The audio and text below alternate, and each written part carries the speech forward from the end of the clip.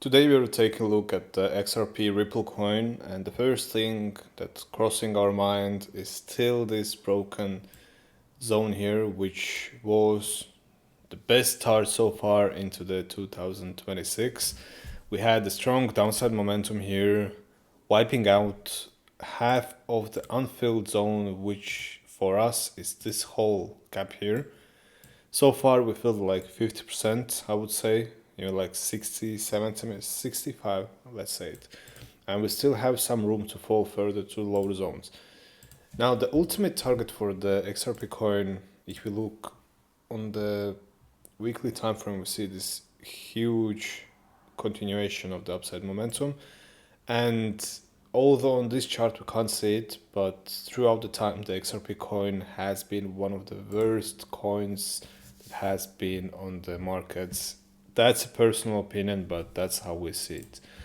So before going to the smaller time frames, this area here is the ultimate target for us as of now. Basically ranging from $0.5 to 0.60 cents, $0.60 actually, 60 cents. So that's the ultimate moment that we are seeking. And after this breakdown, we see that the pressure is still ongoing, and sellers are still pressuring, potentially forming the new breakout structures to the lower zones. So going to the smaller time frames, and okay, this looks very nasty on the smaller time frames, but that's what we are right now seeing and looking at.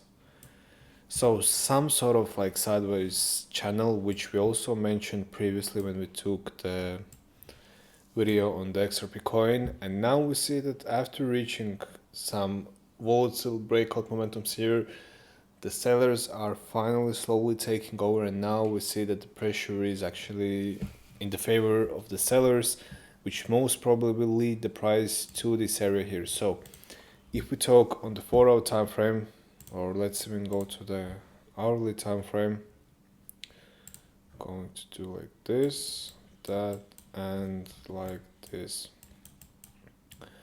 So first things first, this area here, we might be going for a quick sweep to fill this zone once again, and this would be the ultimate shorting like opportunity or area for us.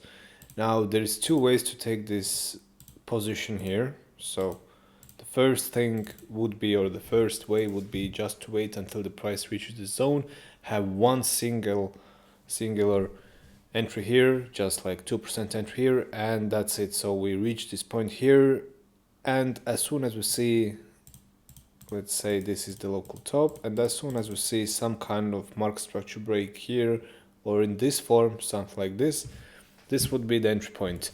Now the second, the more our style thing, would be dollar cost averaging the position. Now this means we would just separate into multiple entries for us, which would mean, let's actually highlight them slightly differently. So first entry would be this zone here. This would be the smallest entry for us. Let's call it like 0.5% of the market price. What kind of, oh my god, what I'm talking about. 0.5% of the position. Now the secondary entry would be somewhere in this region here. Depends on how the candlestick movement will form, but this would be the 1% entry for us. So in total we have right now 1.5%. And then as soon as we see, as mentioned already, this kind of momentum here, the market structure break movement, this would be our third and final entry, which then would be again 1% of the total amount, which means the total position would be in this case like 2.5%. Now let's go and settle the stop loss and the target as well.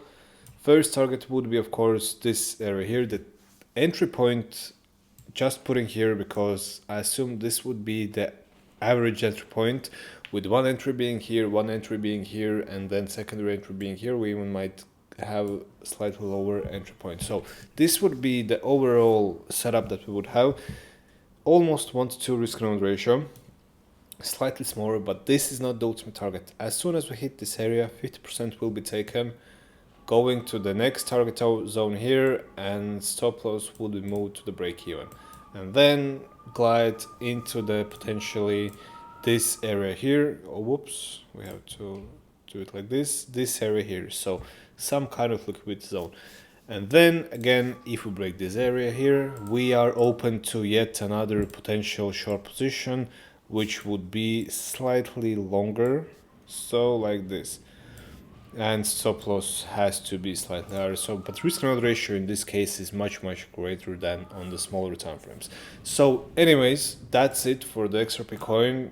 Still seeing that we are not yet fully done with the downside momentum here, so most logical thing to do right now would be, in our opinion, just to go and fall further to the lower zones, with both on the weekly time frame, daily time frame, 4-hour time frame, 30-minute time frame, multiple opportunities opening up for us for some kind of short position that can be taken.